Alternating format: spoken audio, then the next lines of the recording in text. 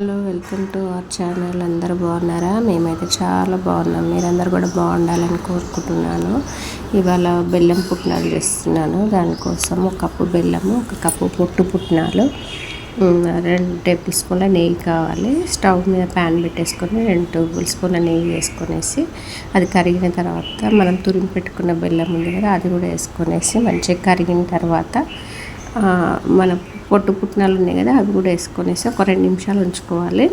తర్వాత ఒక పక్కన ప్లేట్లో కొద్దిగా నెయ్యి రుద్దుకొనేసి మనం వేయించి పెట్టుకున్న బెల్లము పుట్నాలు అందులో వేసుకొని చల్లారిన తర్వాత డబ్బాలో స్టోర్ చేసుకోవాలి.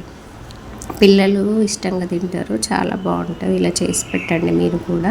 పుట్నాలు కానీ బెల్లం కానీ ఉట్టిగా ఇస్తే పిల్లలు తినరు కదండి. ఇలా చేసి పెట్టామనుకో పుట్నాలు తింటారు, బెల్లం కూడా తింటారు. పిల్లలకు చాలా వరకు ఐరన్ లోపం ఉంటుంది కదండి, అందుకనేసి బెల్లం ఎక్కువ తినాలి కదా.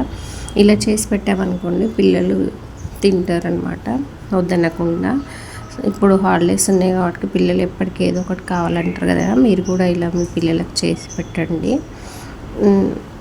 ముఖ్యంగా ఆడపిల్లలకు చాలా మంచిదండి ఇది. నచ్చితే లైక్ చేయండి, షేర్ చేయండి, సబ్స్క్రైబ్ చేయండి. Thank you for watching.